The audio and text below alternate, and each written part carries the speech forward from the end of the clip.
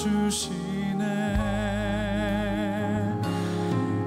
이겨놓은 싸움 승리하게 하시는 여호와 이레.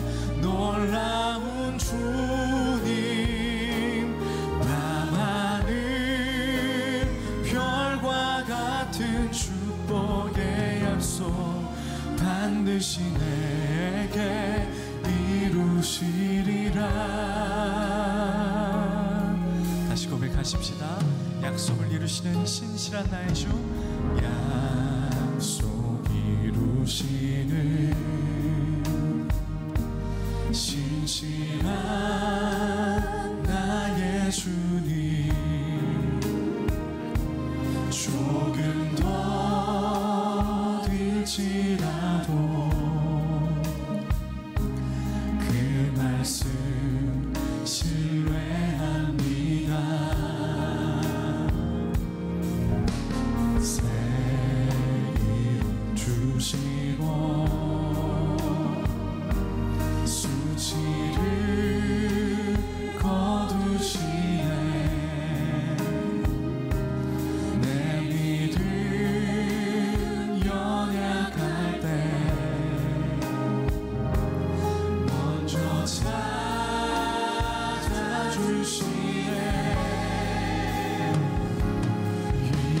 이겨놓은 싸움 승리하게 하시는 여호와 이레.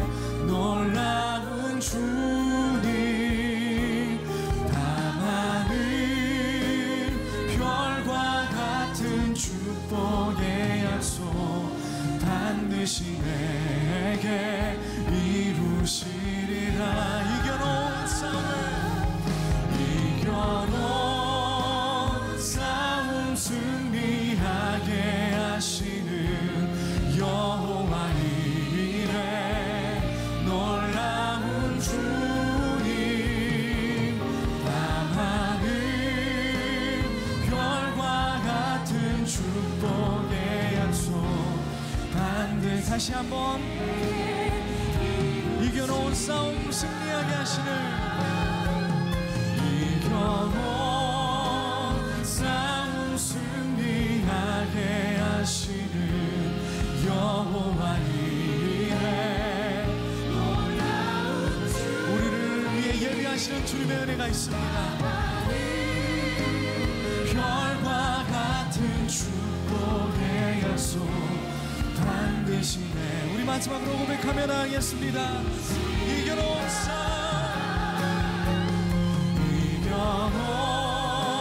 싸움 승리하게 하시는 여호와 이레. 놀라운 주님, 밤하늘 별과 같은 축복의 약속 반드시 내게. 주가 부르시는 그 은혜의 산으로 오르가기 원합니다. 주가 부르신 산에 올라 주님과 함께하고 찬양을 드리네. 고난한 여정 걷더라도 내 주님 있기에 잠잠히 들어가. 주가 부르신 산에 올라 주님과 함께하고 찬양을 드리네. 고난한 여정 걷더라도 내 주님이 있기에. 우리가 주님이 있기 때문에 이 여정을 잠잠히 걸어갈 수 있습니다. 마지막으로 주가 부르신 산에 올라 주님과 함께하고 찬양을 드리네. 고난한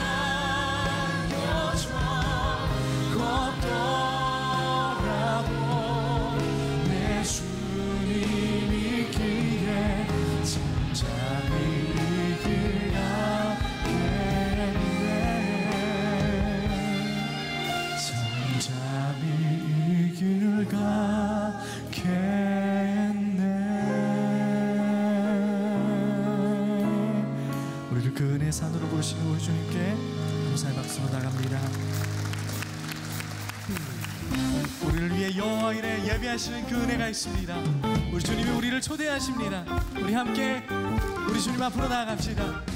귀하신 친구 내게 계시니 나 주 안에 늘 기쁘다.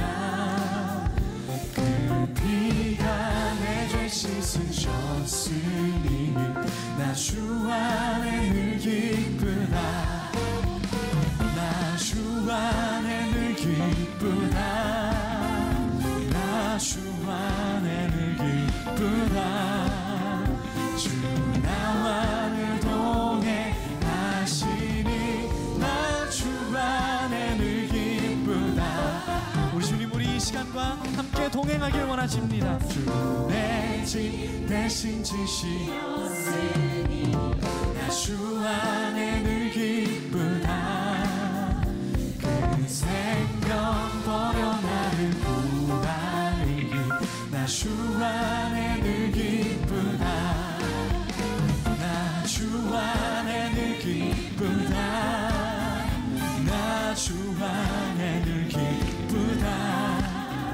주 나와 늘 동행하시니 나 주 안에 늘 기쁘다.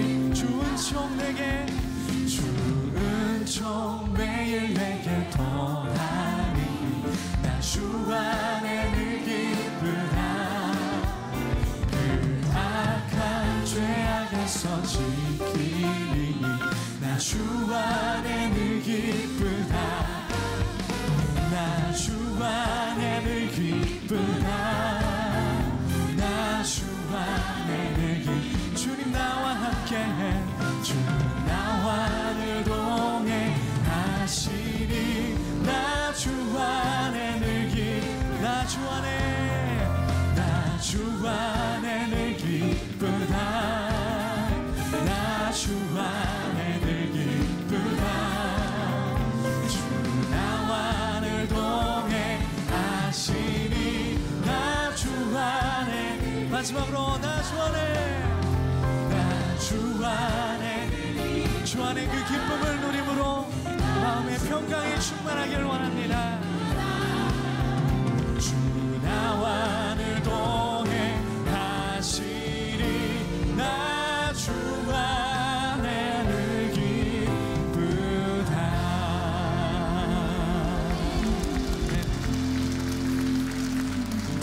그 주님과 함께하는 이 기쁨과 그 즐거움, 그 교제의 기쁨이 이 시간 충만하길 바라는 마음으로 우리 함께 찬양하겠습니다.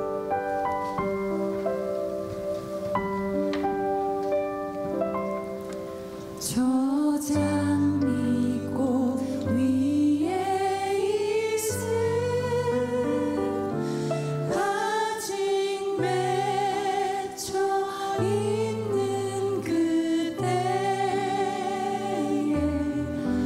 귀에 은은히 소리 들리니 주 음성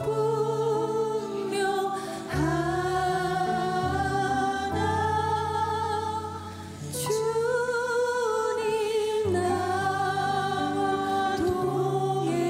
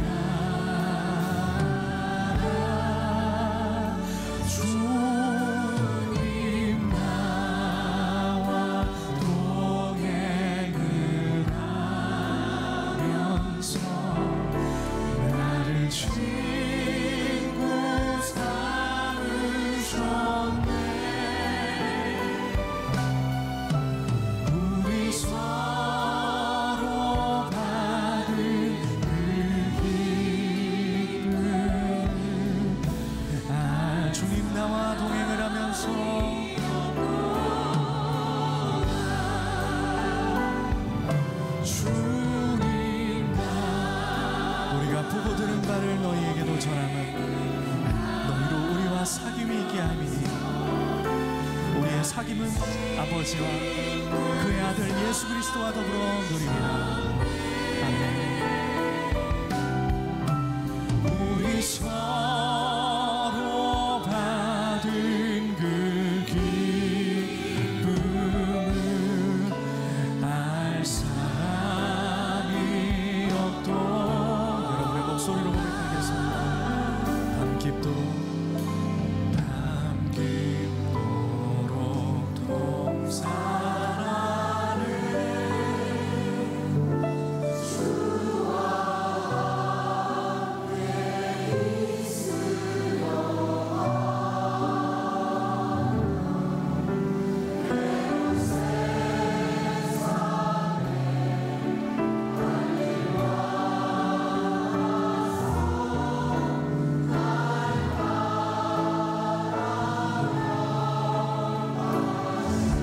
세상에 가라 명하십니다. 주님 나와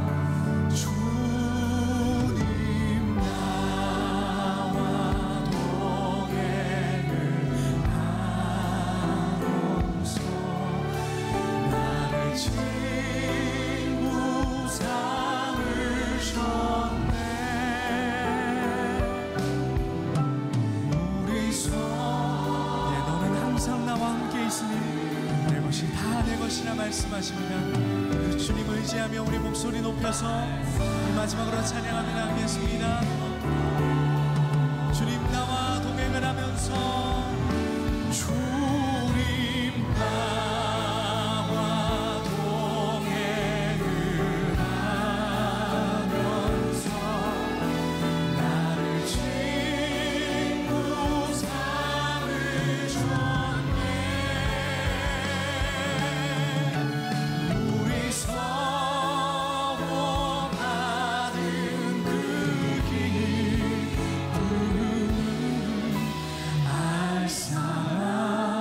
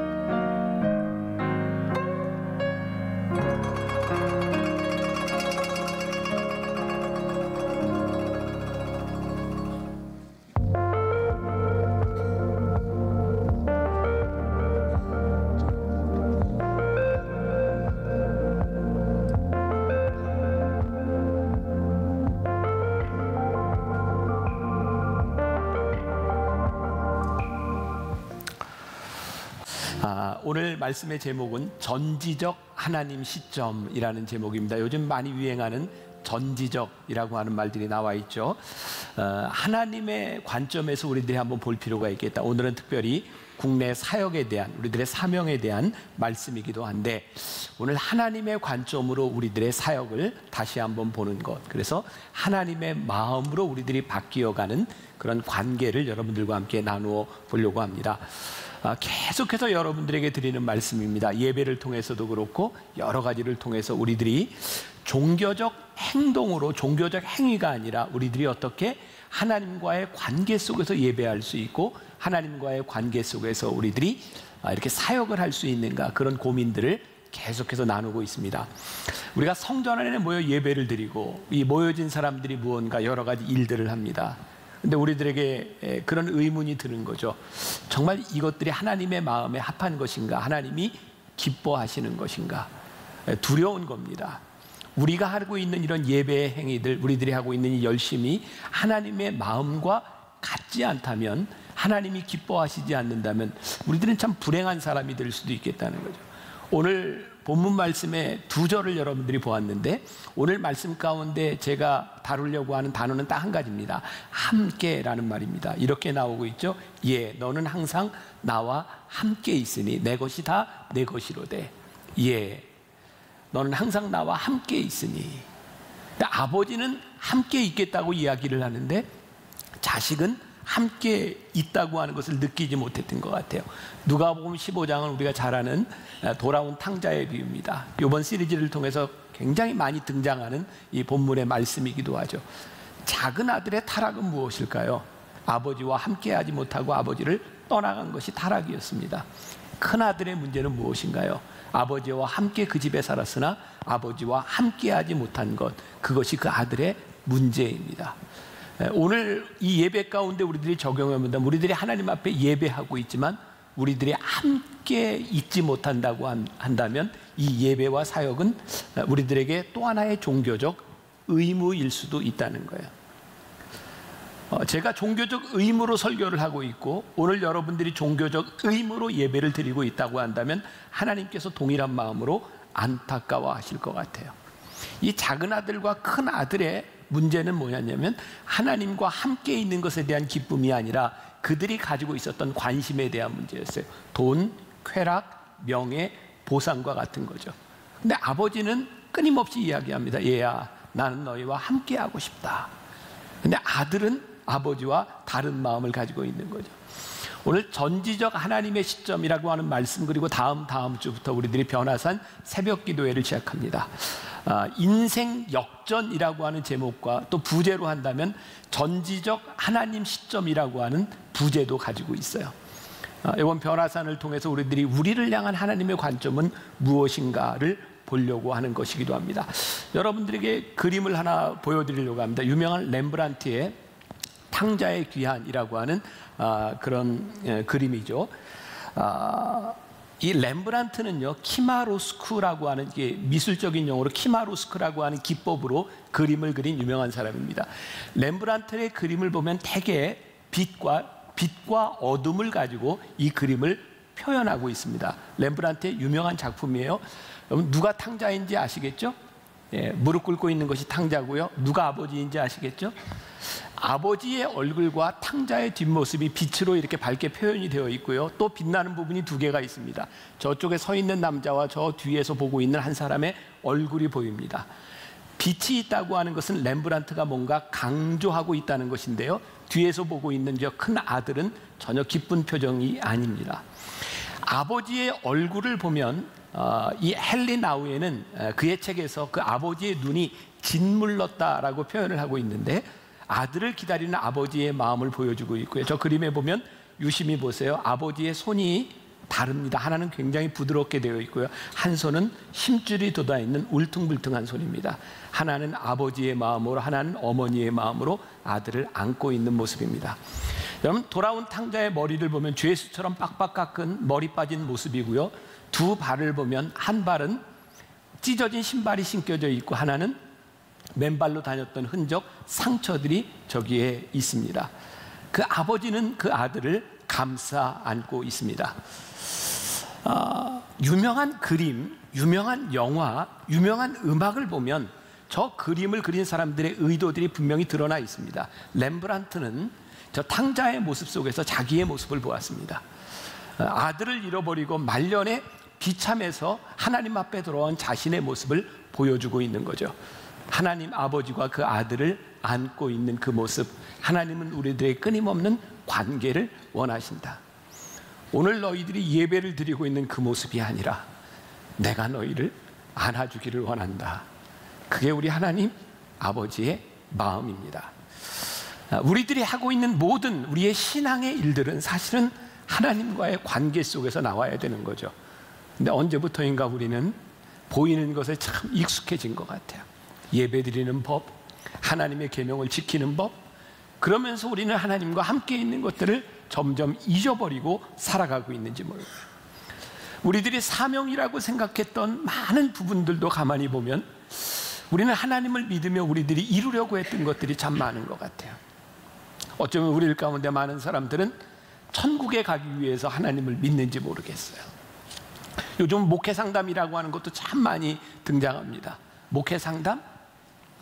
사실은 목회, 성경이라고 하는 것을 가지고 사람들의 이렇게 상처를 치유하고 이렇게 상담해 주려고 하는 거죠.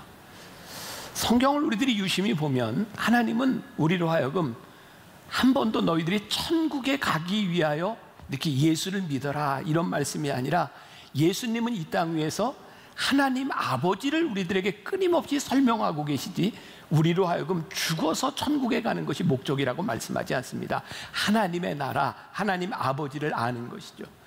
마가복음 12장 30절에 보면 내 마음을 다하고 목숨을 다하고 뜻을 다하고 힘을 다하여 주 너의 하나님을 사랑해라.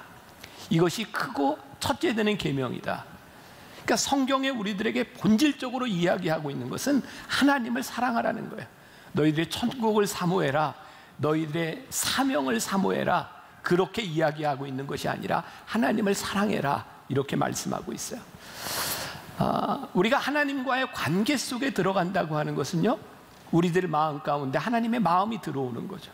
그러니까 우리가 하나님을 믿으면서 오늘 이렇게 글로컬 선교가 여러 가지 여러분들에게 사역을 소개하고 있는데 그 안에 하나님의 마음이 들어오지 않는 우리의 사역들은 우리들의 종교적 행위가 될 수 있어요. 예수님께서 이 땅 위에서 사람들에게 참 보여주고 싶으셨던 것은 뭐냐면 하나님의 모습이었던 것 같아요.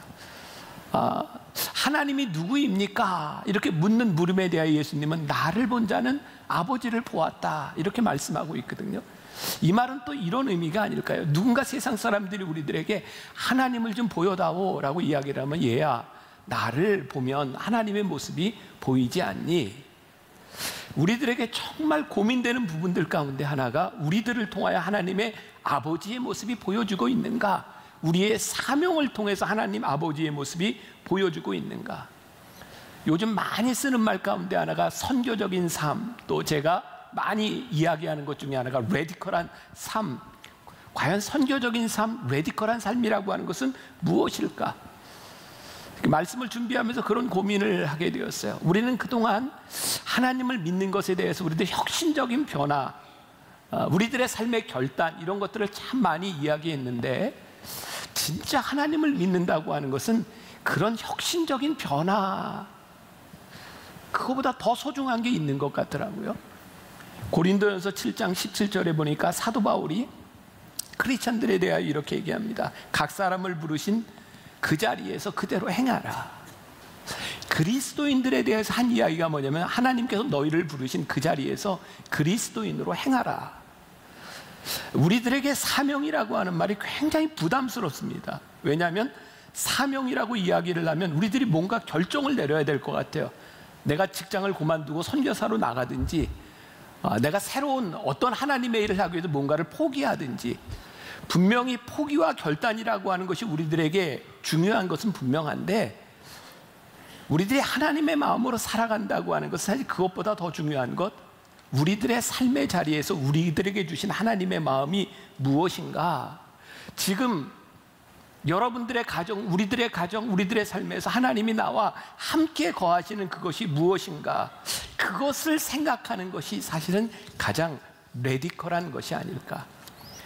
전지적 하나님의 시점이라고 하는 것, 오늘 우리들의 마음을 좀 변화해 보자고 하는 것은 하나님과의 관계 속에서 우리들에게 일어날 수 있는 민감한 변화. 하나님이 나와 함께 하시기 때문에 그 마음으로 인하여 나에게서 일어날 수 있는 변화는 무엇인가. 우리들 기념일 많이 이렇게 지키잖아요. 예를 들어서 결혼 기념일, 그러니까 아내들이 원하는 것도 있고 남편들에게 있어서 그 기념일 한번 잘못 지나가면 평생 힘들잖아요. 그러니까 이제 기념일을 잘 준비해요. 내가 당신을 위해서 이런 기념일을 이렇게 준비했어.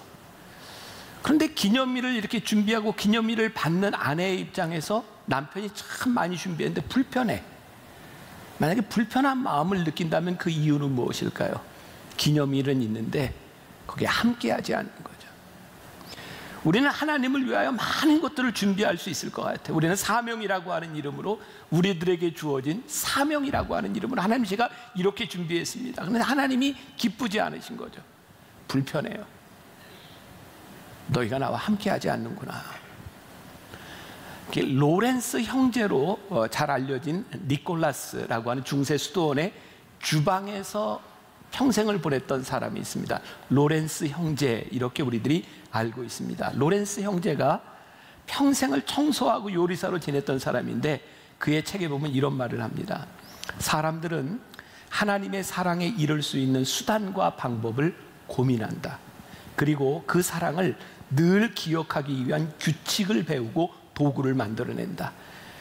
내겐 정말 고달픈 세상처럼 보인다. 하지만 아주 간단할 수도 있다. 그냥 일상에서 모든 일을 할 때마다 하나님을 사랑하는 마음으로 하는 것이다. 쉽지 않은가? 로렌스 형제, 그는 수도원에서 평생 수도사들에게 밥을 지어주고 요리를 하고 청소를 했던 사람입니다. 그런데 우리는 그를 굉장히 훌륭한 영성가로 생각합니다. 우리들이 생각하는 위대한 일을 했던 사람이 아니라 그는 빨래하고 요리를 하며 하나님의 마음으로 섬겼던 사람이죠. 여러분, 데살로니가 5장 17절에 우리가 잘 아는 말씀입니다. 쉬지 말고 기도해라. 저를 비롯해서 여기 있는 여러분들에게 쉬지 말고 기도해라, 이게 엄청 부담스러운 얘기 아닙니까? 여러분, 쉬지 않고 기도할 수 있으세요? 만일 우리들이 쉬지 않고 기도해라 라고 하는 것이 우리들을 행위로 생각한다면 이 말씀은 전혀 불가능하고 이해가 되지 않는 부분입니다. 우리가 어떻게 쉼없이 기도할 수 있겠습니까? 우리가 어떻게 쉼없이 하나님께 계속 기도하고 또 쉼없이 하나님의 음성을 듣는 것이 기도라고 생각한다면 우리들이 어떻게 쉬지 않고 기도할 수 있겠습니까? 요한복음 14장 10절과 11절 말씀에 내가 너희에게 이르는 말은 스스로 하는 것이 아니라 아버지께서 내 안에 계셔서 그의 일을 하시는 것이라.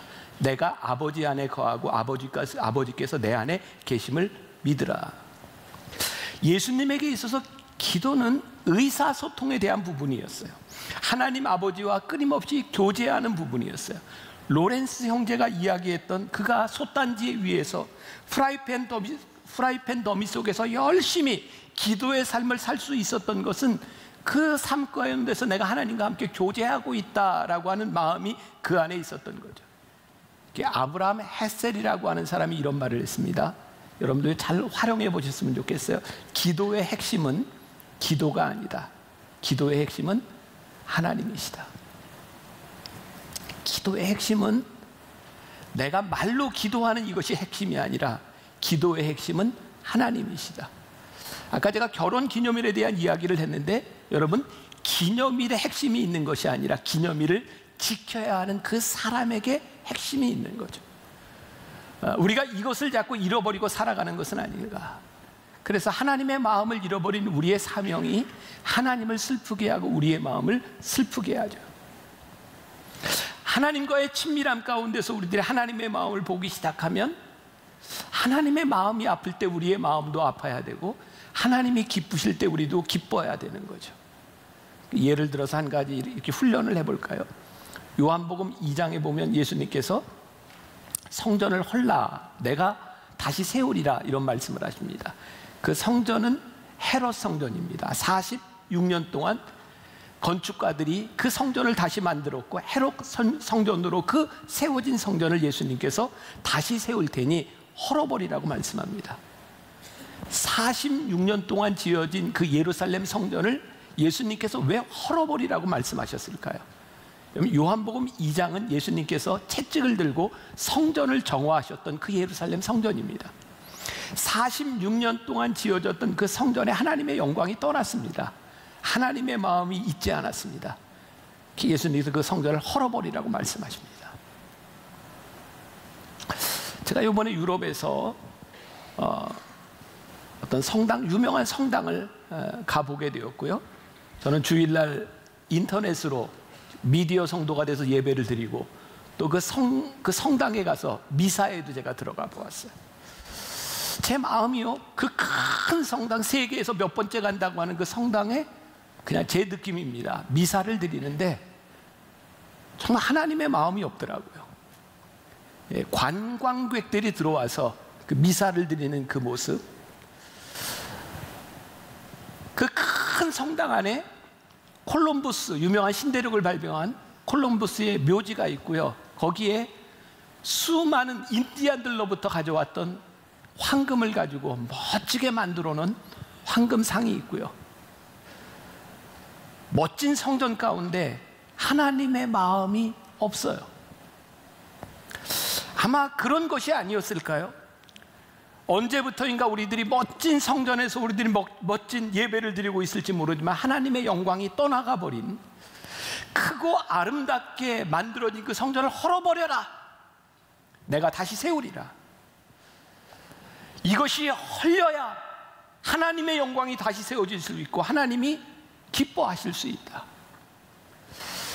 제가 지난주에 그냥 굉장히 멋진 이렇게 단어가 하나 생각이 났는데 얘기를 해드릴까요 말까요? 제가 내년도에 이런 제목으로 설교를 한번 해야 되겠다. Reconstruction by Deconstruction. 괜히 얘기를 했다 싶기도 하고, 이게 무슨 말이냐면 Deconstruction, 무너짐을 통하여 Reconstruction, 다시 세워야 하리라. 이번 주에 저에게 들어온 마음이었어요. 무너짐을 통하여 새롭게 세워지는 것. 요한복음 2장에 예수님께서 헐어버려라, 내가 다시 세우리라 라고 하는 말씀, 예수님께서 우리들에게 성경을 통해 보면 동일한 맥락이 있는 것 같아요. 하나님께서 우리들에게 계속 원하시는 것이 있는 것 같아요. 근데 우리는 그 본질을 보려고 하지 않고 계속 우리들이 원하는 말씀을 이렇게 뽑아서 우리들에게 적용하려고 하는 거예요. 요한복음 15장에 우리가 잘 알고 있는 포도나무 비유가 있어요. 내 안에 거하라, 그리고 기쁨이 충만하게 하려 함이라. 사역이란 끊임없이 내가 하고 싶은 일들을 우리들이 채워나가는 것이 아니라 내가 하나님의 기쁨이 되기를 소원하는 마음, 그것이 우리들에게 살아있어야 될 텐데, 우리는 너무 교회 중심적이고 우리는 너무 사역 중심적이고 하나님의 마음을 우리들이 잃어버리고 살아가는 것은 아닐까. 이번 주에는 제가 특별히 그 MMP에 대한 말씀을 여러분들과 좀 많이 나누려고 합니다. 우리 교회를 보면서 하나님이 가지는 마음은 어떤 마음일까? 이 땅의 교회들을 바라보며 하나님께서 우리들에게 주시는 마음은 어떤 마음일까? 그 2014년도에 나온 책인데요. 가까운 선한목자교회 유기성 목사님이 쓴 우리 서로 사랑하자, 이 책에 보면 이런 예화가 하나 나옵니다. 어떤 젊은 목사님이 큰 교회에 부임을 하게 되어 청빙을 받게 되었습니다. 어떤 이야기를 듣고 가게 되었냐면 만장일치로 교인들이 원하니 이 교회에 오십시오. 그래서 기쁘게 그 교회에 청빙을 받아갔습니다. 그런데 사실상 만장일치였지 만장일치가 아니었습니다. 알고 보니 투표에는 243대 2로 2명이 반대를 한 사람이 있었습니다. 이 목사님은 그게 굉장히 마음에 걸려서 6개월 동안 누가 나를 반대했을까를 유심히 찾아보게 되었고 그 두 사람이 누군지를 알게 되었습니다. 이 목사님은 그 두 사람도 내 편을 만들기 위하여 열심히 목회를 했고요. 다시 다시 재신임하는 투표를 하게 되었습니다. 결과는 243대 2였습니다. 두 사람이 찬성하고 243명이 반대를 했고 목사님을 싫다고 했습니다. 이야기 속에 나오는 겁니다. 너무 극단적인 이야기일까요? 우리가 세상에 있는 모든 사람들을 만족시킨다고 하는 것, 그것이 가능한 일일까요? 근데 우리는 사람을 만족시키려고 하는 것이 우리들에게 우상이 될 수도 있다. 우리 교회가 어떤 일을 해도 이 세상에 있는 사람들을 다 만족시키지는 못합니다. 우리 교회가 무슨 일을 해도 모든 교회가 우리 교회를 좋아할 수는 없습니다. 만일 우리가 사람의 마음과 세상의 교회의 마음들을 맞춰가려고 한다면 우리는 또 수없이 많은 적들을 만들어갈지 모릅니다. 그래서 우리 사역과 우리 교회에 대하여 우리는 누군가를 만족시키는 것, 그래서 그렇게 힘쓰고 애쓰고 살아가는 교회가 아니라 전지적 하나님의 시점에서 하나님은 우리 교회에 대하여 어떤 모습을 원하시고 우리는 어떻게 하나님의 마음에 드는 교회가 될까를 우리가 고민하고 하나님과 함께 있지 않으면 이 교회는 어쩌면 어느 순간 버림을 받을지도 모른다는 생각이 들어요. 우리나라는 70년대, 80년대, 1970년대, 80년대 굉장히 많은 성장의 시대를 지나왔고요. 경제적 성장과 더불어서 우리는 교회의 부흥도 경험을 했습니다. 소위 정말 무섭게 이렇게 성장하던 시대에 이 교회들이 성장하면서 교회를 통해서 여러 가지 비즈니스가 만들어지기 시작했습니다. 우리 교회 역시 지금 쓰고 있는 이런 영상, 그리고 음향, 우리 교회가 가지고 있는 이런 장비들은 우리나라 교회들이 가지고 있는 다른 교회들이 참 부러워할 만한 굉장히 좋은 것들을 가지고 있습니다. 예배에 이런 것들을 사용하고 우리들이 쓰는 것, 이것이 잘못된 것이 아니라 예배를 위하여 얼마든지 사용될 수 있습니다. 그리고 교회 리모델링이나 이런 영상이나 이런 모든 장비들, 이런 의자에 이르기까지 이것을 팔아서 장사하는 사람들이 많이 생겨났습니다. 사업적인 차원에서 얼마든지 그런 일이 일어날 수 있다고 생각합니다. 그러나 이 일을 통하여 단순히 돈을 버는 것이 아니라 누가 비즈니스를 하는 것뿐만 아니라 교회 안에서 어떤 일들이 일어나기 시작했냐면 많은 교회들이 건축을 할 때마다 이 안에서 리베이트라고 하는 것도 생겨나고 이 물건들을 사고 오고 가면서 금전적인 것들이 소위 말하는 떡고물들이 묻어나기 시작했습니다. 교회의 일을 통하여 정당한 것이 아니라 누군가 이득을 취하는 사람들이 생겨나기 시작했어요. 그래서 이런 생각을 하게 됩니다. 예수님께서 이 땅 위에 지금 우리 교회에 이렇게 화려한 예배를 드리고 있는 우리들을 바라보면서 이렇게 말씀하시지 않을까? 헐어버려라. 내가 다시 교회를 다시 세우리라. 하나님의 영광이 여기서 떠나가 버렸고 강도의 소굴이 되었다. 헐어버려라. 내가 다시 세우리라. 우리 하나님께서 다시 세우셔야 될 교회가 되어버리고 강도의 소굴이 되어버렸다고 한다면 우리들에게 얼마나 불행한 일이겠는가. 교회 안에 많은 것들이 돈으로 해결되는 일들, 언제부터인가 한국 교회 안에 부익부 빈익부 현상이 나타나기 시작해서 큰 교회와 작은 교회, 큰 교회는 이제 많아졌고 헌금도 많으니 어려운 교회를 도와야 된다. 어려운 교회들은 당연히 우리들은 도움을 받아야 된다. 그래서 큰 교회는 어려운 교회에 선교비를 보내면 우리들이 해야 될 일을 다 했다. 굉장히 빛을 벗어난 것 같은 느낌들을 받고 어려운 교회들은 당연히 우리들이 받아야 된다고 하는 것 때문에 금전적인 관계들이 되어버렸어요. 돕고 안 돕고 이것이 악이냐 선이냐에 대한 문제가 아니라 하나님의 마음이 없는 돈으로 해결하는 일들이 우리들 가운데 참 많이 일어나는 것들을 바라보면서 어쩌면 2000년대 예루살렘 성전을 바라보며 채찍을 드셨던 하나님께서 우리들을 향해 그런 채찍을 드실 수도 있겠다. 하나님의 영광이 떠나간 이 교회를 바라보며 하나님의 마음이 많이 아플 수 있겠다. 우리들 주변에 교회가 많이 세워지면 세워질수록 하나님의 영광이 점점 더 떠나가고 있다면, 우리가 뭔가 열심히 하고 있는데 하나님의 마음이 떠나가고 있다면 우리는 뭔가 잘못되어 가고 있는 것은 아닐까.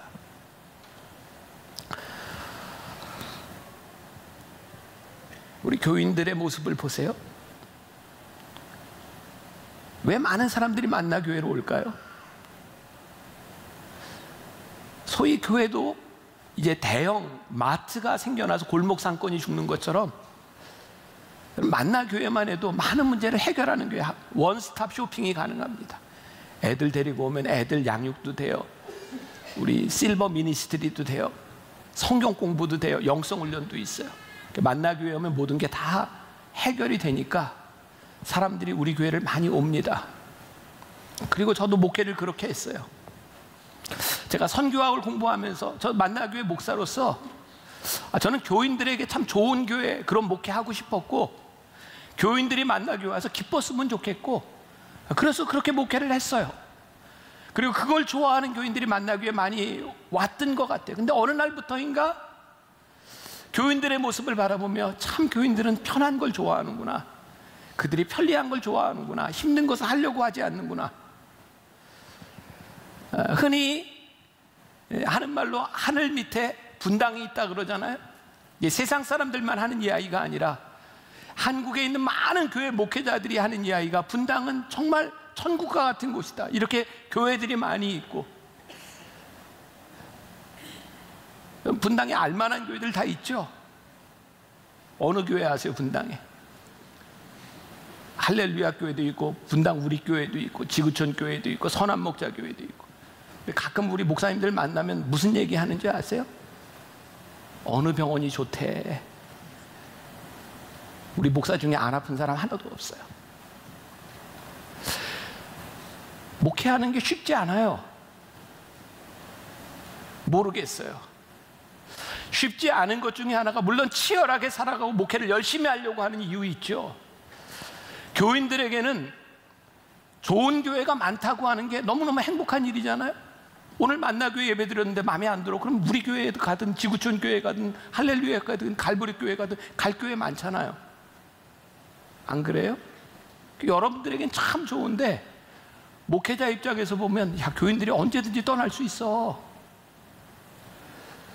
단순히 교회의 교인들이 떠나고 아니고에 대한 문제가 아니라 정말 두려운 게 뭐냐면, 이제 교인들이 자기가 원하는 것, 자기가 편리한 곳으로 쉽게 떠나가 버리는, 어쩌면 우리들은 하나님과 우리들 사이에서 관계와 함께함에 대한 문제가 아니라 우리들이 편안한 곳을 이용해서 내 문제를 해결하기 위해서 언제든지 떠나가 볼 수 있는 사람들, 어쩌면 이거 잘못되어 가고 있구나, 하나님의 마음을 잃어버리고 살아가고 있는 교회들이 되어버렸구나,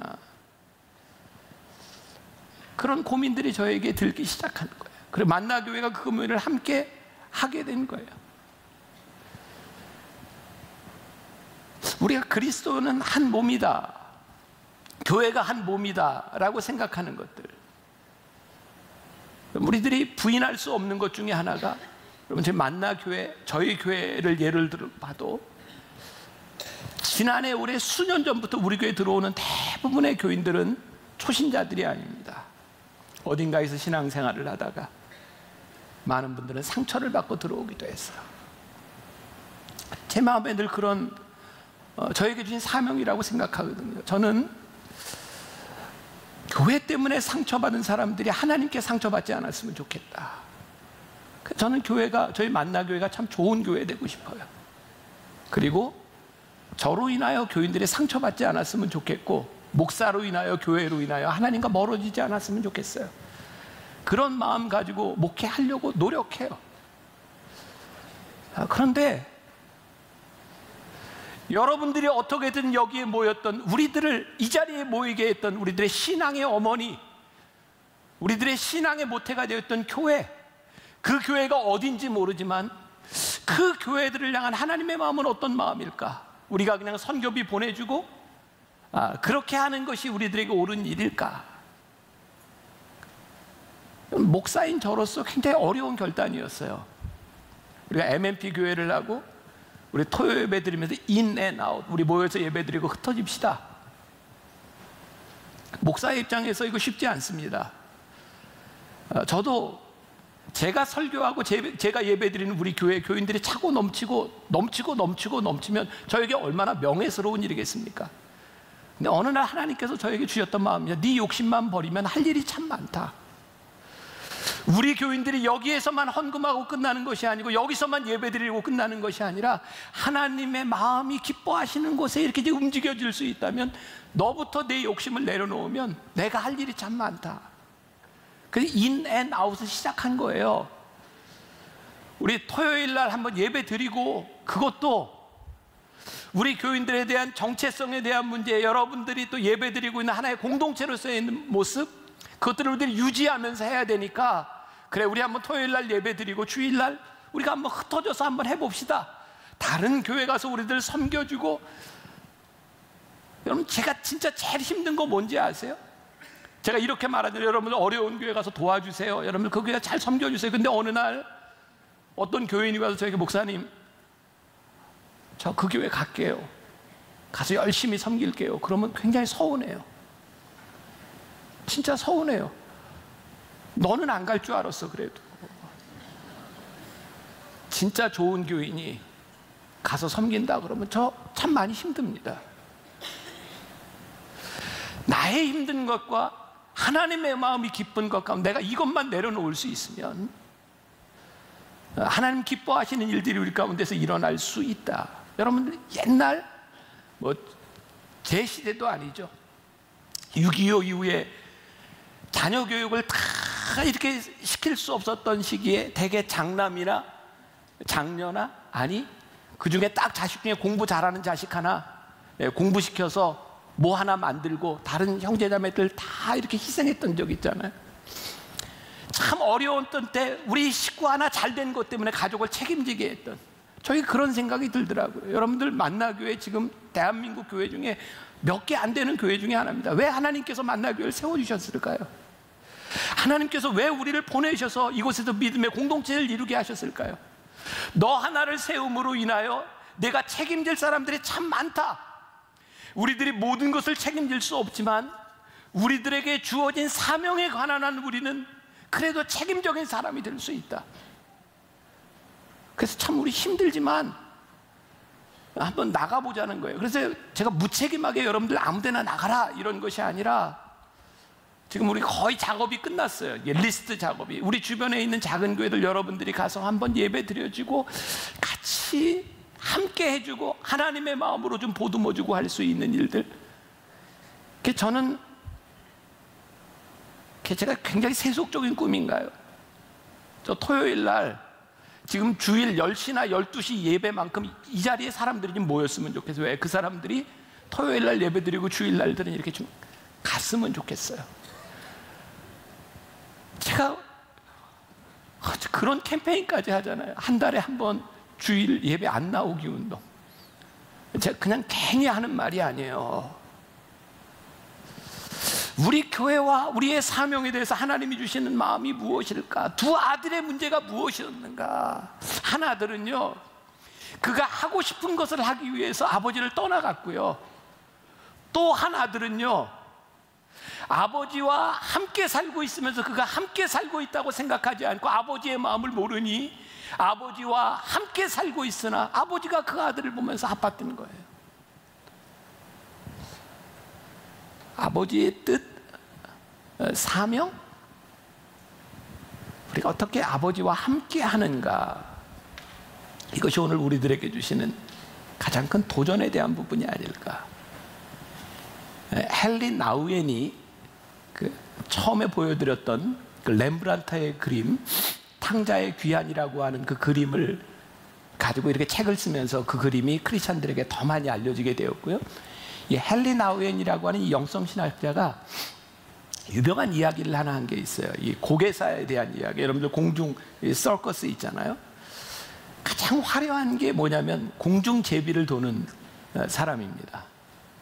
근데 공중제비를 도는 사람이 그 화려한 기술을 이렇게 보일 수 있는 이유는 딱 한 가지랍니다. 저기 매달려 있는 사람이 내 손을 잡아주려는 확신, 그것 때문에 공중에 날아가서 공중제비를 돕니다. 내 손을 잡아주리라고 하는 확신이 없으면 절대로 돌지 못합니다. 헨리 나우엔은 우리들에게 이렇게 얘기합니다. 우리들의 사역, 우리들의 사명, 제일 중요한 게 뭔지 압니까? 우리를 붙잡아 주시는 하나님의 손이 있다는 것을 믿기 때문에 우리들이 할 수 있는 겁니다. 하나님께서 우리 교회를 부르셔서, 우리를 사명자로 부르셔서 하는 모든 일들이요, 우리가 가지고 있는 재주를 가지고 넘고 우리들이 가지고 있는 기술을 발휘하고 그것이 중요한 것이 아니라 우리를 붙잡아 주시는 하나님의 손이 있음을 믿기 때문에 그 손을 붙잡고 우리들이 할 수 있는 일인 거예요. 제가 이런 마음을 가지면서 별로 겁나지를 않더라고요. 이렇게 솔직한 고백을 하나 할까요? 저에게 제일 큰 두려움이 뭐였는지 아세요? 어느 시점이 되면 만나교회도 성장이 끝날 텐데, 제가 만나교회 다니면 지 15년 됐는데 15년 동안 계속 성장해 가고 있습니다. 근데 그런 두려움이 자꾸 찾아오는 거예요. 어느 날 성장이 끝나면 내가 참 불쌍하고 비참해질 것 같아. 나 스스로를 못 견딜 것 같더라고요. 그래서 성장이 끝나기 전에 은퇴해야지. 늘 그런 생각에 성장이 끝나기 전에 근데 왜 두려웠어요.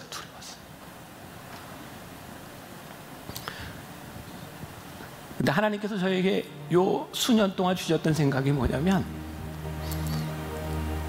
성장보다 더 중요한 게 있더라고요. 하나님이 쓰시는 거예요. 그래서 우리 교회 만나 교회를 하나님이 쓰실 수 있도록 이렇게 내어드려야 되겠다. 그리고 우리들이 줄어들고 우리들의 자원이 없어지는 것에 대해서 그렇게 두려워하지 말아야 되겠다. 왜? 하나님이 우리를 부르신 이유는 우리를 쓰시기 위해서니까. 이렇게 말을 하면서도 저 굉장히 힘들 거예요, 제가. 왜? 저도 지금까지 이렇게 늘 성장하는 목회만 해왔으니까. 근데 실제 눈앞에서 뭐 주일 예배 드리는 성도들도 막 줄어들고 교회 1년 예산도 막 줄어들고, 제가 불성실하기 때문에 일어나는 일이라면 진짜 못 견딜 텐데, 하나님이 우리 교회를 쓰시기 때문에 일어나는 일이라면 기쁘고 괜찮을 수 있는 일이에요. 근데 저 혼자만 이런 생각을 가지는 것이 아니라 우리 성도들이 함께 체인지해야 돼. 우리의 마음을 바꾸고. 너무 여러분들 편안하게 편리하게 살 생각 안 했으면 좋겠어요.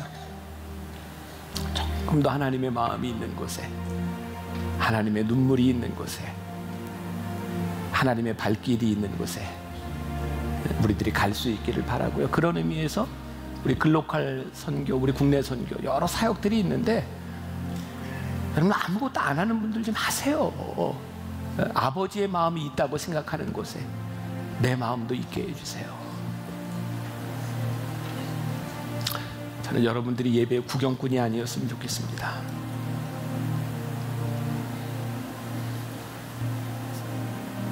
교회를 방문하는 사람들이 아니라